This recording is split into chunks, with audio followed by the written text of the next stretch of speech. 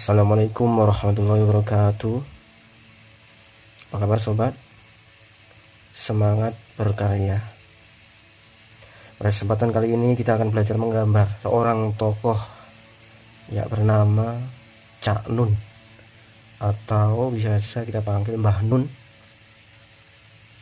bernama lengkap MH Ainun Najib.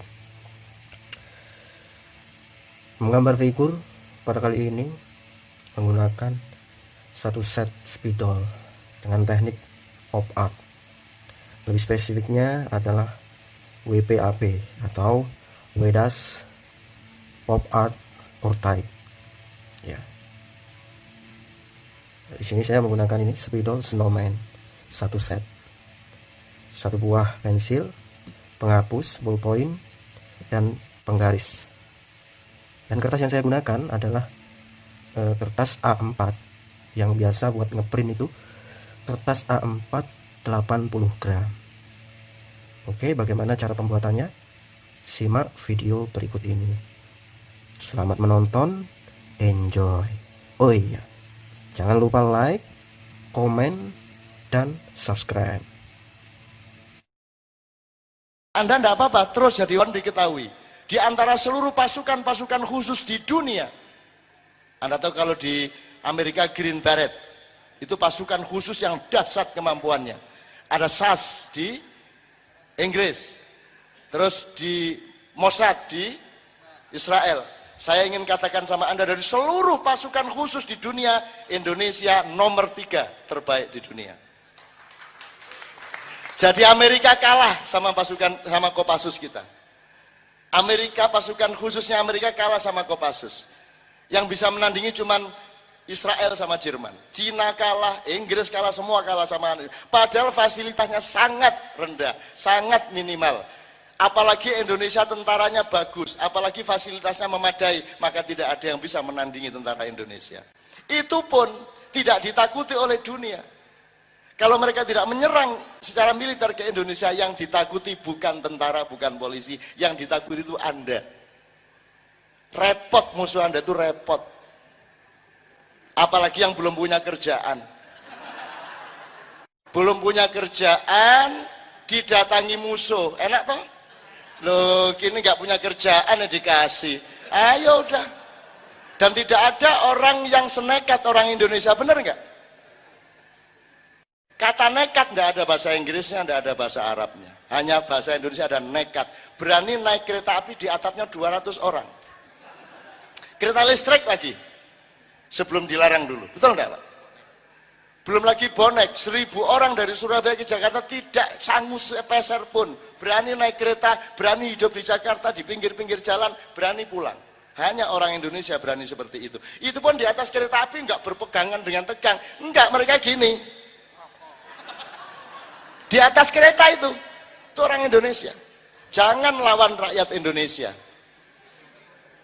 Itu pengumuman di seluruh langit, bumi, dan jagat raya. Jangan sekali-sekali berani melawan rakyat Indonesia.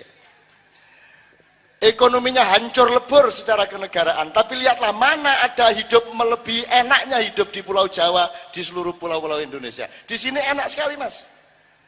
Tadi saya bilang, di rumah yang kita transit tadi, saya bilang, gubernur Mesir rumahnya 1/4 dari rumah Anda.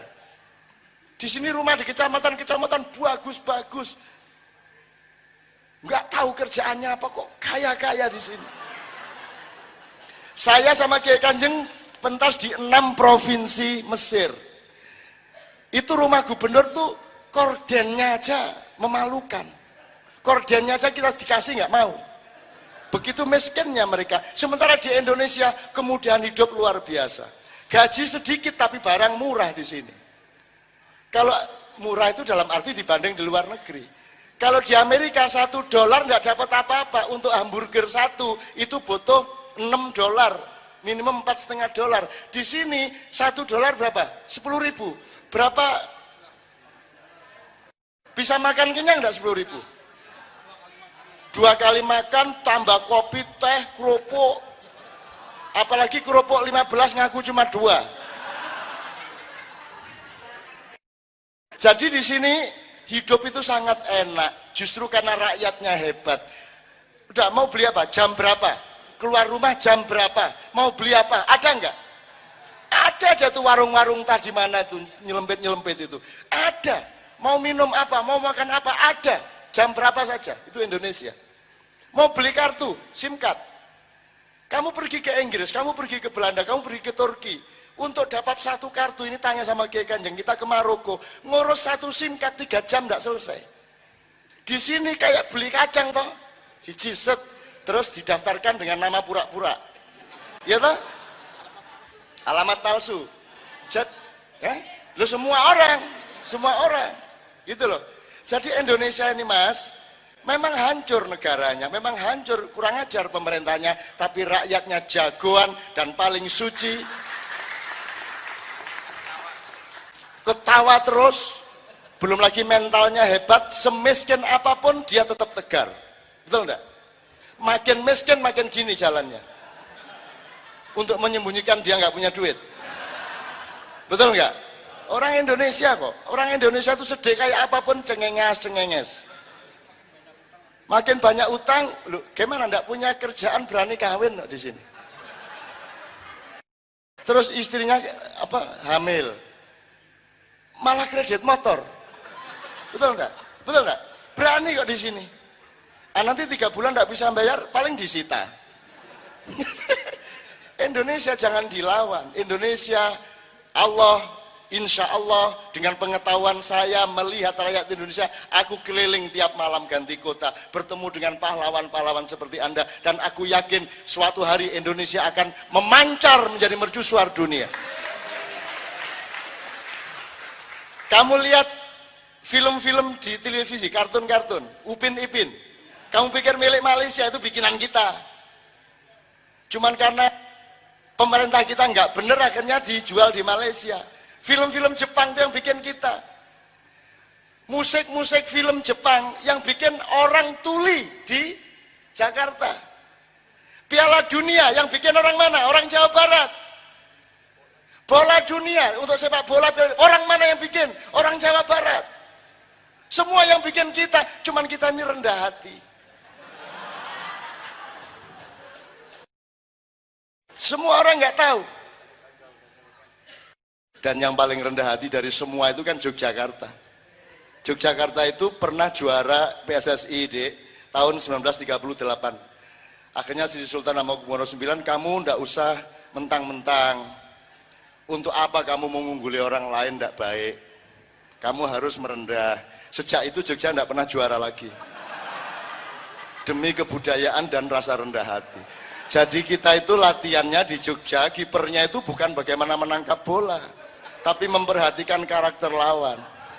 Wah, itu penyerangnya setengah mati giring bola dari sana, oper-operan. Itu kan ditonton bapak ibunya, teman-temannya, latihannya berbulan-bulan itu untuk bisa masukkan bola. Masa kita gagalkan? Kasihan. Monggo masuk silakan. Nah, gitu Mas. Gitu Mas.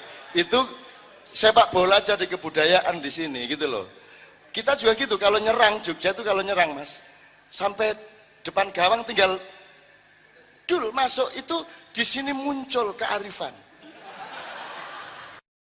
Nggak tega, ini bisa shock ini kipernya ini, bisa stres ini. Siapa tahu bapaknya sudah tua, stroke ini nanti kalau sampai kemasukan. Akhirnya mau dimasukkan nggak jadi, mangke mawon terus balik, gitu Mas. Itu Yogyakarta. Jadi Mas, tidak ada manusia dengan kekayaan psikologi dan kebudayaan melebihi bangsa Indonesia. Kita bangsa yang tangguh. Negara kayak apapun, 2014 kayak apapun, rakyatnya tetap tangguh seperti Anda sekarang ini. Memang alhamdulillah kalau 2014 bisa kita rubah benar-benar pemerintahannya. Tapi Anda tidak mungkin mendapatkan pemimpin sejati dari parpol. Sementara yang selain parpol tidak boleh mengajukan calon presiden. Saya punya sistem, tapi saya tidak akan ngomong mereka tidak butuh saya. Saya punya sistem untuk masa depan Indonesia, bagaimana pemilunya, bagaimana politiknya, bagaimana konstitusinya. Saya bisa ceritakan kepada Anda kesalahan dasar Republik Indonesia, saya bisa ceritakan tapi tidak baik di sini, kapan-kapan aja. Artinya saya tahu insya Allah mempelajari semuanya, saya temannya KPK, saya temannya Anas, saya temannya yang terdakwa, saya juga temannya yang mendakwa. Saya temannya semua orang, saya bisa masuk penjara mana saja, kapan saja. jam berapa saja. Saya boleh masuk kantor mana, kapan saja, di mana saja. Tanpa ada halangan, karena apa? Karena mereka senang kalau ada saya. Itu aja, jadi saya boleh masuk kemana-mana. Saya kalau mau masuk Cikias, tidak boleh ada persyaratan. Tidak boleh diperiksa, tidak mau saya. Kalau saya dibutuhkan suatu hari saya pernah mengantarkan rombongan ke Cikias, saya bilang, saya datang tapi jangan ada pemeriksaan dan harus percaya sama saya, dan menteri-menteri boleh datang kecuali Andi Malarangeng. Andi Malarangeng tidak boleh datang. Kalau dia saya lihat ada wajahnya, saya akan balik, tidak akan masuk ke pintu Cikias. Bener Mas. Begitu saya masuk tidak ada pemeriksaan, terus mereka bilang, ini beres-beres udah sama Cak Nun, tidak ada masalah, beres, aman gitu mereka keamanannya. Jadi saya masuk, moto boleh, teman-teman moto boleh, video boleh, tidak ada masalah. Dan kemudian kita rapat, SBY mengatakan, saya mohon Cak Nun memimpin rapat karena saya tidak menguasai masalah, gitu. Ya kalau gitu saya aja presidennya Pak, saya bilang gitu. Ya tapi akhirnya saya pimpin rapat dan yang seharusnya berjam-jam saya ringkes 40 menit selesai semua masalah. Saya tidak akan ceritakan masalah apa. Dulu saya masih bantuin awal-awal. 2004 sampai 2008 saya masih bantuin dikit-dikit, sekarang saya tidak bantuin lagi. Karena sudah keterlaluan, jauh melebihi Soeharto jahatnya sekarang ini. Ya, tapi tidak usah dinikmati kejahatan orang. Ya. Juga tidak usah nangis. Ya oke, jadi Mas gitu ya Mas. 2014 saya ingin peringatkan satu hal. Pertama, pastikan kemandirianmu. Rizki siapa yang punya? Allah. Sudah tahu?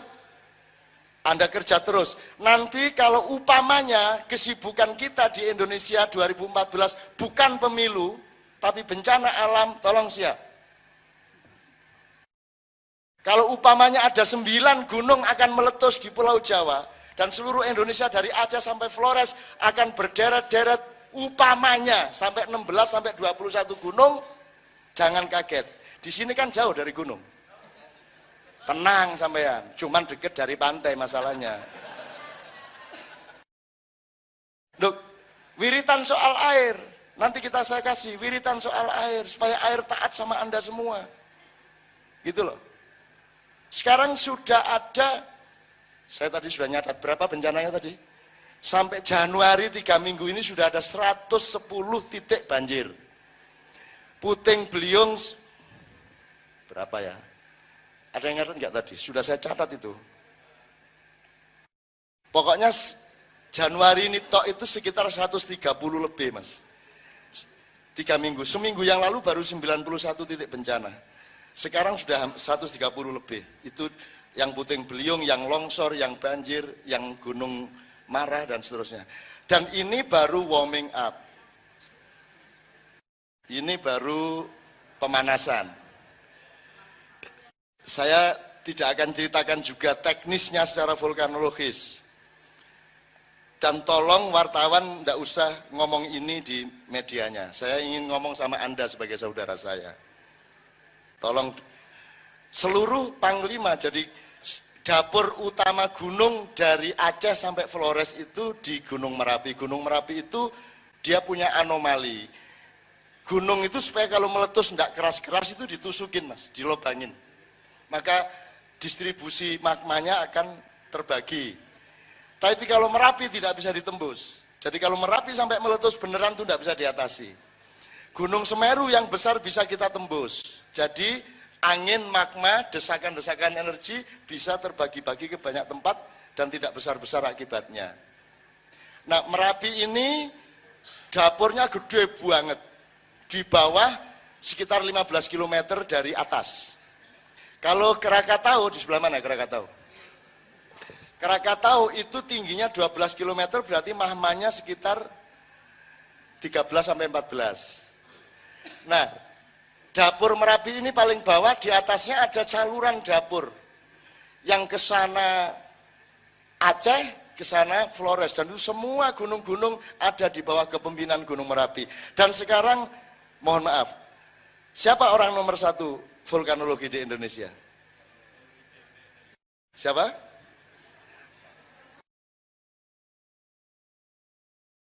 Yang dulu waktu Merapi yang sering ngomong di televisi. Ya ada, pokoknya siapapun. Nah itu mereka sekarang dalam waktu ini pergi ke Jogja. Kenapa? Karena kalau ilmu sudah tidak bisa membaca alam, kamu harus kembali kepada mitos-mitos tentang alam. Harus kembali kepada orang-orang tua yang punya pengalaman tentang alam. Harus kembali ke mitologi, dan mereka tidak bisa menemukan para mitolog kecuali di Jogja. Sehingga nanti dalam waktu dekat mudah-mudahan sudah ada sedikit clue, sudah ada sedikit pengetahuan ini akan meletus benar apa tidak. Tapi sekarang gejalanya sudah seperti itu. Sehingga sudah kita pikirkan cara mengurangi atau memperkecil kurban bagaimana. Jadi gunanya acara kita ini adalah supaya apapun yang terjadi dalam hidup ini, kalau Anda mendapat syafaat Rasulullah, kalau Anda mendapat cintanya Allah, maka Anda akan terlindung. Itulah gunanya kita ketemu seperti ini. Maka saya mohon setiap bulan ada acara seperti ini, semua potensi-potensi kita naikkan panggung, yang selawatan, yang nyanyi, yang apapun tidak ada masalah, tapi ini menjadi milik kita bersama. Kalau perlu beliau ngajak rapat beberapa potensi, siapa yang berminat untuk ikut menjadi pelaku utama di acara ini, tolong kumpul di rumah tanggal sekian, kita makan bersama sambil merunding apa isinya. Supaya tidak tergantung oleh yang bapak-bapak, tapi bersama-sama milik Anda. Itulah yang saya lakukan di seluruh Indonesia. Saya cuma tuturi Handayani. Gitu loh teman sekalian. Nah, kira-kira gitu Mas. Jadi 2014 ini, saya khawatir setelah April itu. Saya khawatir. Ya tapi mudah-mudahan tidak ada masalah. Yang penting, gini aja. Di tempat Anda ini harus punya tabung, harus punya perlindungan lokal di antara Anda. Apapun yang terjadi di Indonesia, Anda tidak bentrok satu. Gitu kan? Tidak bertengkar satu sama lain. Gitu loh, itu kita jamin. Apa itu karena politik parpol, apa itu karena pilcaleg, pilpres, karena bid'ah, karena syirik, pokoknya kita jamin ada yang bertengkar. Nah, teman-teman sekalian, saya tidak bisa menjawab banyak hal.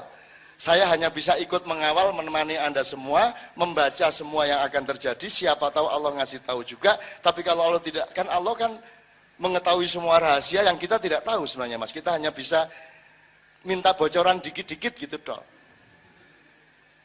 Gitu loh, Mas. Meskipun selama ini saya, mohon maaf ya, misalnya Gunung Merapi meletus itu tanya sama teman-teman. Jadi misalnya, ini boleh ya saya cerita gini ya.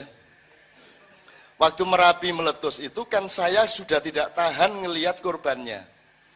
Anda yang wartawan saya kasih tahu ada 193 titik penampungan, yang didatangi wartawan cuma 2. Yang dapat bantuan cuma 2 tempat.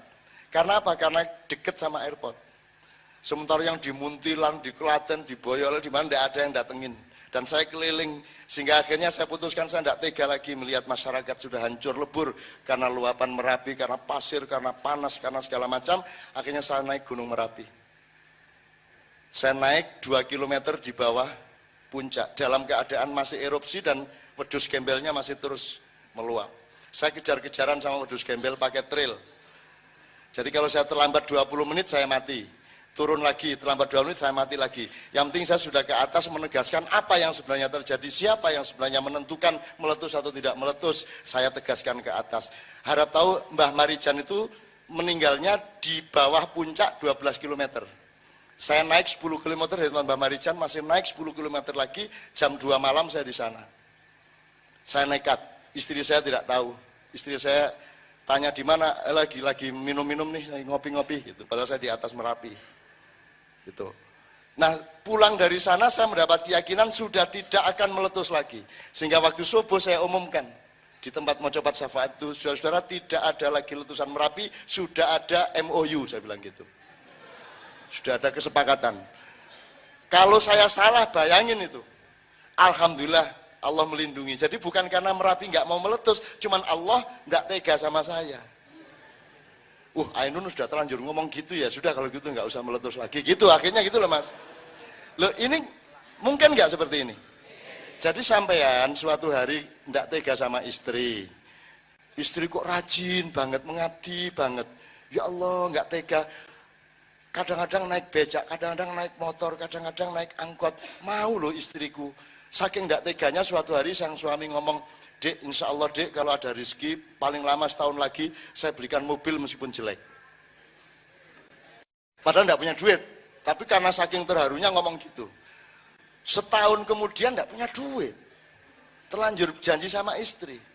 Nah, ngomonglah sama Allah, ya Allah saya ini terlanjur ngomong sama istri saya, ya Allah. Oh dia setia banget ya. Saya nggak tahan, saya janji belikan mobil. Tapi sekarang saya nggak punya duit, ya Allah. Apa engkau tega, ya Allah, melihat aku malu kepada istriku? Lindungi aku dong, ya Allah. Jangan jaga martabatku, ya Allah, di depan istriku. Aku terlanjur janji nih. Itu doanya gitu, Mas. Ya Allah, jangan permalukan aku di hadapan istriku. Dia sangat setia dan aku sangat mencintai dia. Kalau nggak jadi aku beliin mobil, nanti hancur cinta kami berdua ini. Ya Allah. Nah, ngomong gitu sama Allah, insya Allah dapat rezeki beli mobil. Gitu caranya sama Allah. Sama Allah tuh jangan kayak sama presiden takut-takut gitu. Allah itu terbuka. Kadang-kadang ngomong agak kurang ajar dikit gitu. Ya bukan saya ini jangan terus MH mengajarkan kurang ajar kepada Tuhan, ya jangan gitu. Maksud saya itu enggak gitu. Maksud saya itu sama Allah itu, saya nanti kasih contoh-contoh lah. Banyak sekali contoh-contoh. Sama Allah itu yang manja.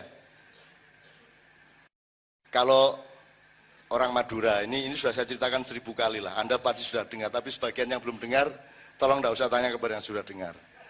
Orang Madura cari ikan, pakai perahu di laut, sampai maghrib enggak dapat ikan. Terus marah dia sama Allah. Gini dia, ya Allah, katanya Rahman Rahim sampean itu. Mana Rahman Rahimnya itu loh, mana? Mosok sampai maghrib gini saya enggak dapat ikan satu pun, nih mana? Katanya Rahman Rahim. Lah saya kalau sholat jadi ragu-ragu ini saya gitu kan. Gitu, itu orang Madura. Ya kasihlah 5 ekor saja ya Allah. Kan aku harus pulang bawa ikan. Untuk aku 1, istriku 1, anakku 3, 5 aja. Masa Rahman Rahim ngasih 5 enggak mau, gitu kan? Lah Tuhan maha besar, maha penuh kasih sayang, ada ikan meloncat 5 mas ke perahunya. Dapat 5, gini lagi, masa 5 beneran? Ya 10 lah. 15, perahu itu masa 5 beneran, ya kok saklek amat yang itu kan. Nah, ini untuk memberi contoh keakraban sama Allah. Meskipun jangan kurang ajar, tapi keakraban gitu loh. Kan ini qorib, kata Allah. Katakanlah kepada hamba-hambaku yang meminta kepadaku, katakan kepadanya bahwa aku dekat dengannya. Dekat itu bahasa Indonesianya apa? Akrab, dari kata qorib. Qorib itu kalau lebih dekat, akrab. Jadi Anda yang akrab ilallah, yang akrab sama Allah. Meskipun ya kalau orang Madura ini agak kurang ajar juga. Sudah dikasih 5, masa 5 kok saklek amat gitu kan. Tapi karena Allah maha sayang dikasih mas. Ikan bertaburan naik ke perahunya sampai penuh. Sampai dia malu-malu, dia seret ke pantai. Begitu sampai di pantai ada asap membubung. Loh kok di desa saya itu? Begitu dia bertanya-tanya, rumah siapa yang terbakar? Ada orang berlarian, Cak, rumah sampean yang terbakar itu. Rupanya rumahnya terbakar. Menurut dia ini gara-gara dia kurang ajar sama Allah tadi. Sudah dikasih 5 masih minta lebih. Maka dia bilang gini sama Allah, ya Allah, tadi kan masalah di laut, kenapa dibawa-bawa ke darat? Itu ini dagelan ya, ini anekdot, bukan beneran. Ini sekedar untuk memberi contoh bahwa Anda harus akrab sama Allah. Kalau Anda tidak akrab sama Allah, terus akrab sama siapa? Siapa yang bisa menolong Anda melebihi Allah, kan begitu. Jadi kalau dari pengajian ini Anda mendekat lebih akrab lagi kepada Allah, sudah luar biasa. Gitu loh teman sekalian. Ini saya terlalu panjang ngomong.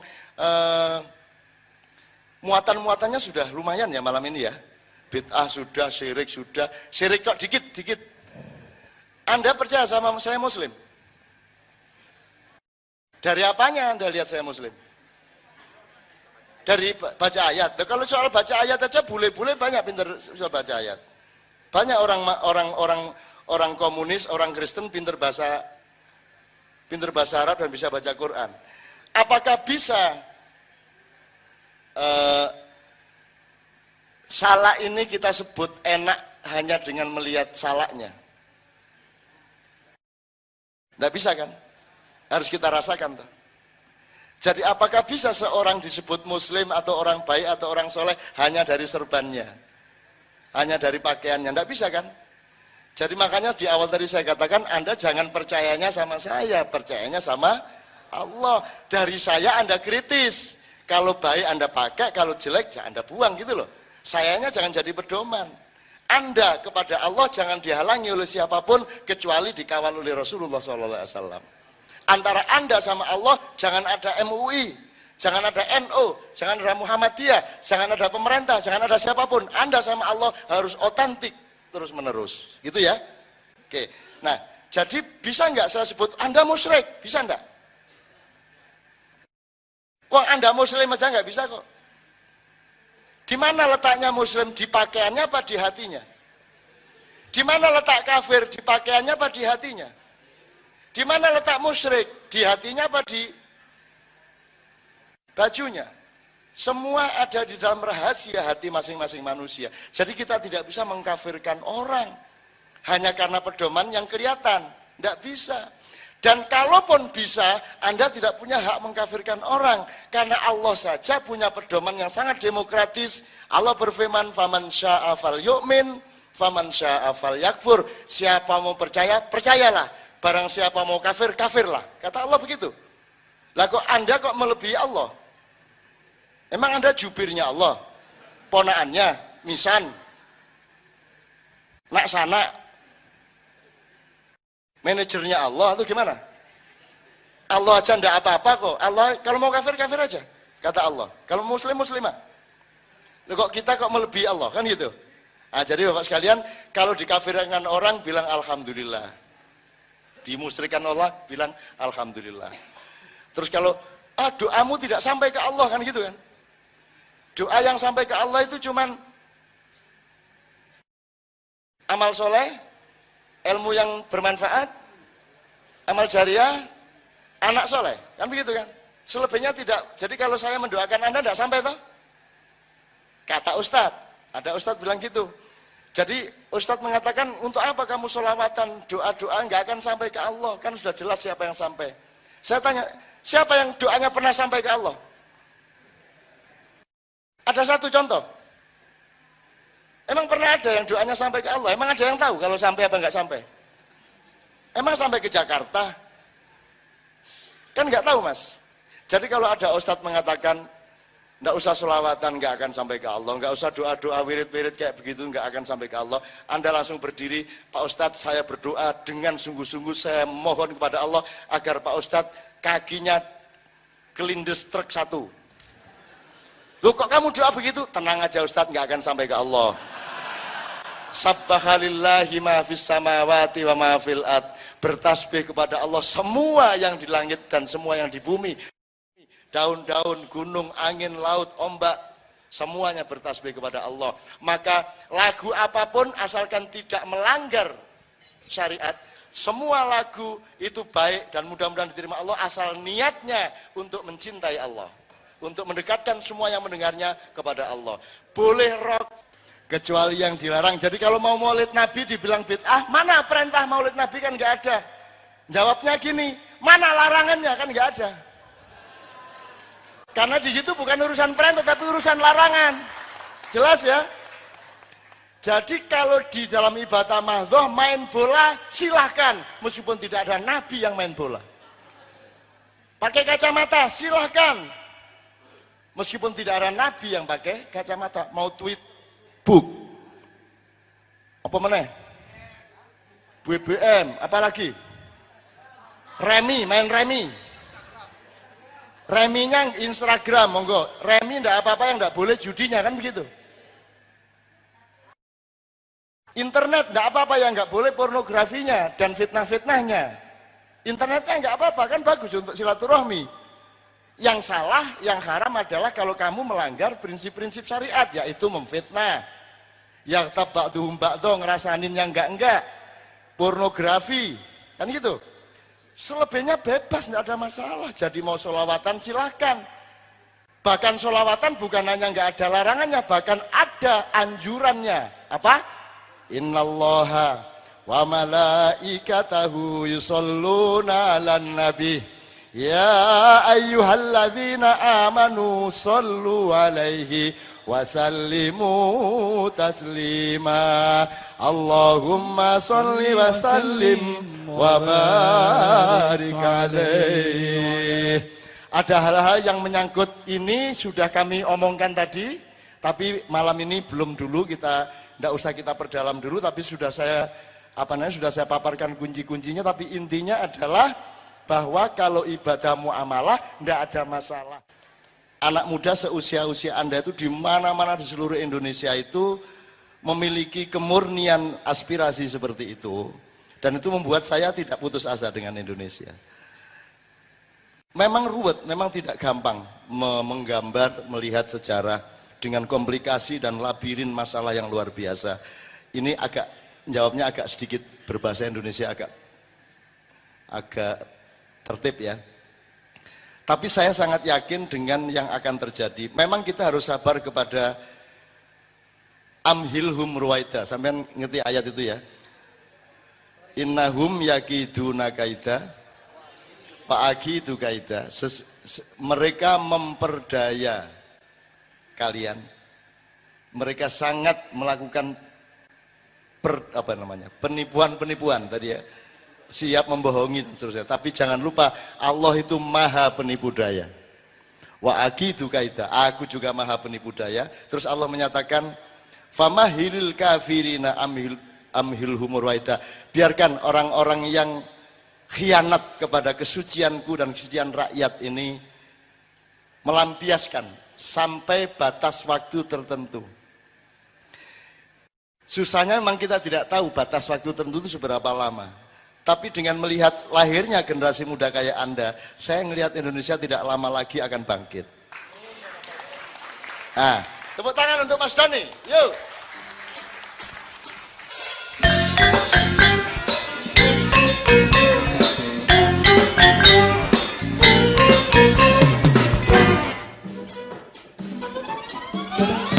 Give me one reason to stay here, and I'll turn right back around. Give me one reason to stay here, and I'll turn right back around. Said I don't wanna leave you lonely. Ooh, you better make me change my mind. But baby, I got your number, and I know that you got mine.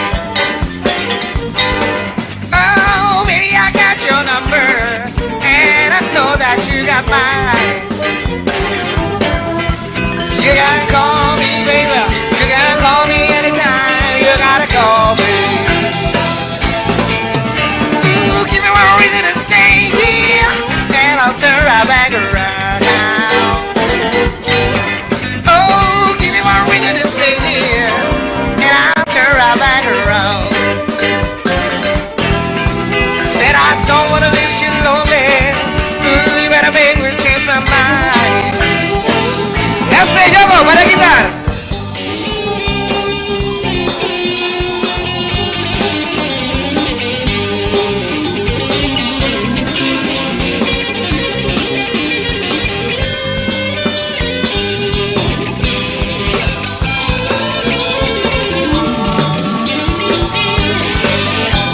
Mas Bayu Kuncoro pada bonang.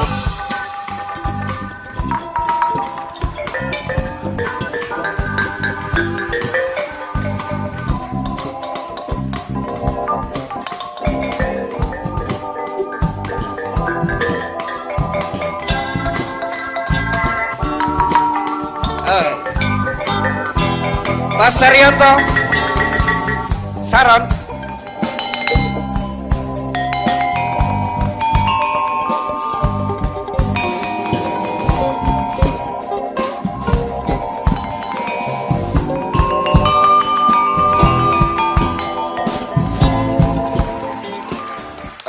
Saya ingin tanya sama beliau-beliau ini, pengajian Dharma Bangsa ini ini boleh didatangi orang yang agak belum oke atau hanya boleh didatangi oleh yang sudah alim-alim? Siapa yang jawab? Siapa? Monggo. Fadal. Gimana? Gini, ini saya itu berpendapat gini, Ustaz. Kalau bisa pengajian itu semua orang berani datang. Nggak hanya orang yang sudah santri-santri, sudah rajin-rajin sholatnya. Semua orang berani datang. Itu lebih bagus atau pengajian yang lebih bagus itu yang didatangi orang yang sudah baik-baik? Tidak, yang pertama. Yang pertama. Ya. Ilah nur. Jadi kalau sudah orang yang sudah nur, ngapain lagi pengajian? Kan gitu. Justru pengajian yang bagus adalah kalau yang datang ada yang pakai, pokoknya yang macam-macam, semua orang lah, semua orang. Sejelek apapun kita persilakan datang, gitu kan? Harap tahu Rasulullah dulu ketika mulai berdakwah ada orang Islam enggak? Istrinya pun belum. Jadi kalau pengajian itu, kalau dakwah itu hanya didatangi, bolehnya hanya oleh orang yang sudah alim-alim, Rasulullah tidak akan pernah bikin pengajian, karena waktu itu tidak seorang pun yang masuk Islam. Jadi mudah-mudahan pengajian ini benar-benar dharma bangsa. Semua bangsa Indonesia boleh datang ke sini. Kalau ada yang Kristen boleh enggak? Boleh. Enggak punya agama boleh? Boleh semua. Yang penting kita mencari kebenaran bersama-sama. Mencari kejujuran, bersikap datang dengan sikap yang suci hatinya, tidak punya niat jahat, mau belajar bareng-bareng, membuat aman satu sama lain. Berarti Anda semua sudah mukmin kalau Anda sudah aman satu sama lain, gitu ya Ustaz ya. Oleh karena itu saya ingin nanti kita akhiri dengan lagu yang Islam-Islam banget dalam tanda petik, atau yang kebangsaan lagunya. Yang kebangsaan. Bener yang kebangsaan ya. Dan saya nggak akan tanya Anda ini orang baik atau buruk, karena setiap orang harus melihat dirinya masih buruk, betul enggak? Termasuk saya. Boleh nggak saya di sini merasa lebih baik dari Anda? Kan nggak boleh. Kan begitu kan seharusnya.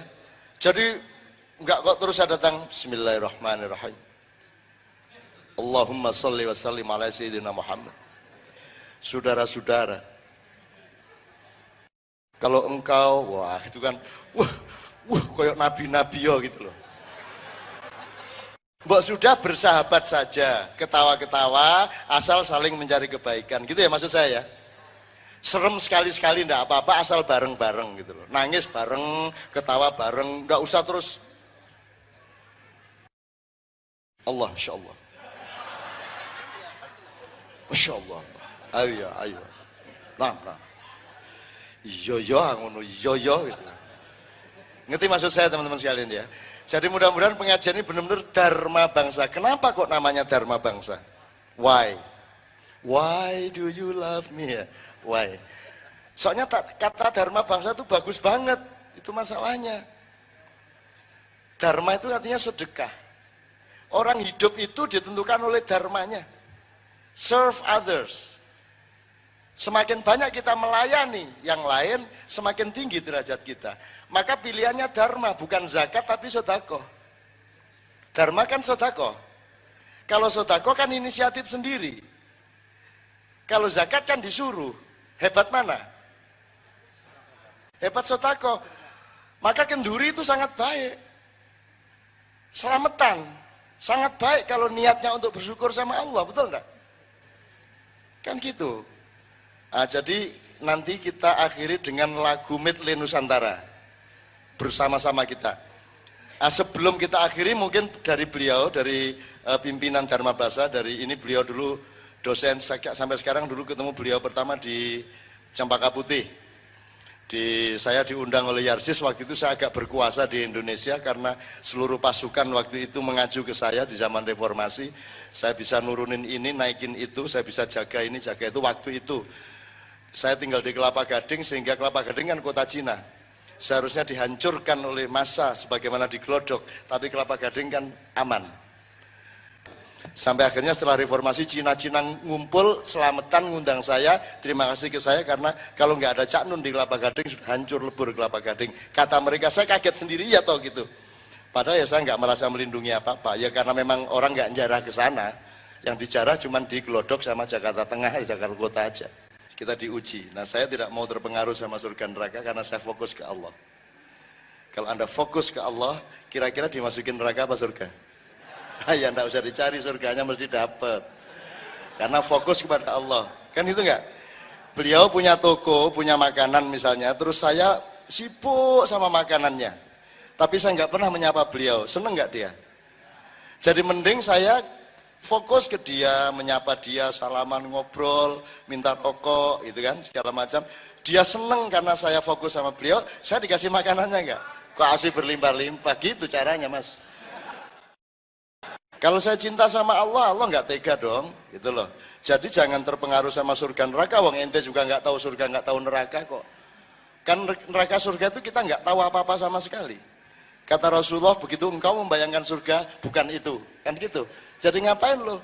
Mending Allah jelas menjelaskan dirinya, aku ini Ahad, aku ini Wahid, aku ini Rahman, aku ini Rohim, aku ini Alim, aku ini Halim, aku ini Wadud, aku ini Matin, kan gitu. Allah menjelaskan dirinya. Kalau Allah tidak menjelaskan dirinya, kita tidak punya pengetahuan tentang Allah. Itulah gunanya agama. Kalau tidak ada agama, kita tidak mengenal Allah. Kenalnya ya ada yang 3, ada yang dulu kan matahari jadi Tuhan, bulan jadi Tuhan. Jadi itu Tuhan banyak. Ada angin itu juga Tuhan, air Tuhan, banyak Tuhan. Akhirnya jadi 3. Setelah sekian abad jadi 3, ada Tuhan yang menciptakan, ada Tuhan yang memelihara, ada Tuhan yang merusak. Kan gitu kan? Terus berkembang lagi jadi 1. Tuhan itu ya 1 itu tok. Udah, terusnya apa? Terusnya apa? Kalau mau memuncak lagi setelah 1 apa? Udah nggak ada lagi toh? Masuk Tuhan separuh, 3/4. Udah, jadi kita sudah sampai ke puncak kesadaran, yaitu namanya tauhid. Nah sudah dengan tauhid, hanya dengan Allah, ya sudah nggak usah mikir yang lain-lain. Makanya dalam cari uang juga jangan cari uang. Bikin orang lain percaya sama Anda, bikin orang lain aman sama Anda. Maka Anda memproduksi apapun, berjasa apapun, orang merasa aman, maka Anda akan dititipi banyak jasa. Kan begitu dalam bisnis, betul nggak? Kalau orang merasa aman sama Anda, berarti Anda al-amin. Kalau Anda al-amin, rezekimu banyak. Orang merasa aman sama Anda kok. Jadi fokusnya jangan ke uangnya, fokusnya sama bikin diri kita menjadi orang yang orang lain merasa aman dan percaya sama kita. Maka uang akan datang, rezeki akan datang. Betul nggak? Yang dimaksud tidak peduli sama surga. Sebenarnya tidak peduli itu juga pura-pura. Sama Allah, aku tidak peduli surgamu ya Allah. Gitu kan, itu Allah juga tahu, Allah itu juga acting gitu loh. Allah itu acting, mohon maaf ya. Ini agak dikit, saya buka dikit. Emang Allah kan marah. Aku marah kepada hambaku, gitu loh. Emang Allah punya kebutuhan untuk marah? Emang Allah kurang apa sampai marah-marah? Kalau kita semua kafir, Allah rugi enggak? Lah ya enggak. Untuk apa dia marah? Dia pura-pura marah supaya kamu itu mikir. Dia enggak marah beneran. Misalnya Allah mengatakan, wahai hambaku, aku haus, kenapa engkau tidak memberiku minum? Aku lapar, wahai hambaku, kenapa engkau tidak memberiku makan? Aku kesepian, wahai hambaku, kenapa engkau tidak menyapaku? Gitu. Masa Allah ngomong gitu? Terus kalau kita pakai bahasa literer, yang bener aja. Masa Allah butuh minum? Masa Allah lapar? Masa Allah kesepian? Kan gitu kalau kita pakai bahasa literer. Itu bukan literer, itu tidak linier. Sama dengan aku ingin hidup 1000 tahun lagi, kata Khairil Anwar. Emang bener 1000 tahun? Kan maksudnya nggak 1000 tahun bener toh? Maksudnya semangatnya tidak terbatas, gitu loh. Tapi nggak terus 1000 tahun, ya enggak. Jadi kalau Allah mengatakan aku lapar, bukan berarti Allah lapar. Dia cuma mengatakan aku bertempat tinggal di rumah hamba-hambaku yang tidak punya makanan. Aku bersama mereka. Aku bersama hamba-hambaku yang kehausan, tidak punya minuman. Aku ada bersama hamba-hambaku yang kesepian, tidak ada yang menyapa. Kalau engkau menyapa mereka, berarti engkau menyapaku. Indah kan? Itu maksudnya Allah. Enggak terus Allah lapar bener. Aduh lapar ya, masa Allah lapar? Tapi begitulah Allah bermain sandiwara sama kita. Kan asik. Gitu loh. Terus kita Allahu Akbar dipuji-puji, terus Allah seneng dipujian, enggak. Wong Allah itu tinggal kun gitu, bubar semua alam semesta ya bisa toh. Nah iya, jadi Allah itu enggak gitu. Maka saya sama Allah enggak mau terjebak, alah burak-burak surga nih. Enggak akan aku terganggu oleh surga dan neraka, karena aku cinta, fokus hanya kepadamu ya Allah. Innama ashku bathi wa husni illa ilaika ya Allah, wala ila akhir. Itu kira-kira. Terus ya sudah sana masuk surga gitu. Endingnya gitu loh. Terakhir sebelum kita nyanyi bersama. ada 2 orang di neraka. Allah suatu hari jalan-jalan lihat-lihat, aduh anak-anak ini ngapain di neraka. Ada yang disetrika pakai api, ada yang dimasukin kolam tai, ada yang macam-macam lah. Terus Allah tertarik sama 2 orang. Jibril, sini Jibril. Panggil 2 orang itu yang sana sama yang sana. Suruh ke sini. Terus Jibril terbang, anak 2 itu diambil, dibawa ke Allah. Terus Allah gini, ngapain kamu masuk neraka? Kira-kira, gambaran kemanusiaannya, tapi kan tidak mungkin Allah begitu. Allah kan laisa kamitslihi syai'un, tidak seperti apapun, jadi ngomong apapun tentang Allah kan salah. Kita hanya menggambarkan untuk pemahaman kita. Ngapain kamu masih hamba menjawab, si A ini menjawab, ya Allah saya ini selama hidup nggak pernah berbuat baik ya Allah. Sekalipun saya tidak pernah berbuat baik, semua yang saya lakukan itu buruk. Terus kata Allah, alah, ya pantas kamu masuk neraka. Kamu ngapain? Satunya, ya Allah, saya itu selama hidup di dunia belum pernah taat kepadamu ya Allah. Satu kali pun aku nggak pernah taat. Oh, pantas. Udah pulang. Itu akhirnya diusir sama Allah. Pulang. Balik sana. Nah, ketika Allah mengusir 2 orang ini reaksinya berbeda. Yang satu lari cepat sekali, yang satu lari sambil noleh gini. Tertarik Allah loh, ada 2 fenomena ini. Ada 2 gejala. Balik, sini. Akhirnya oleh Jibril diambil lagi. Kenapa kamu tadi lari cepat sekali? Aku kan sudah bilang ya Allah, selama hidup di dunia aku belum pernah taat kepadamu. Begitu kamu perintah aku senang sekali, aku lari secepat-cepatnya demi ketaatanku kepadamu meskipun cuma sekali ini. Oh, jadi kamu lari cepat tadi karena taat kepadaku. Iya ya Allah, lumayan 1 kali. Itu kan. Terus kata Allah, ya sudah kamu masuk surga. Itu Mas. Terus lah kamu ngapain kok tolah-toleh? Saya itu demi Allah disuruh balik sama Allah tadi itu bingung. Ini maksudnya disuruh balik ke neraka apa ke surga? Saya bingung gini-gini. Tapi akhirnya saya husnudzon kepada Allah. Pasti maksudnya disuruh pulang ke surga ini. Gitu.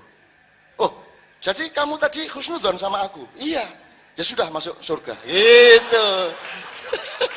Loh, begitu murahnya Allah Mas. Makanya sekarang berusaha masuk neraka. Ya, siapa tahu nanti dipanggil Allah. Kalau dipanggil, kalau nggak dipanggil mampus lo kan gitu.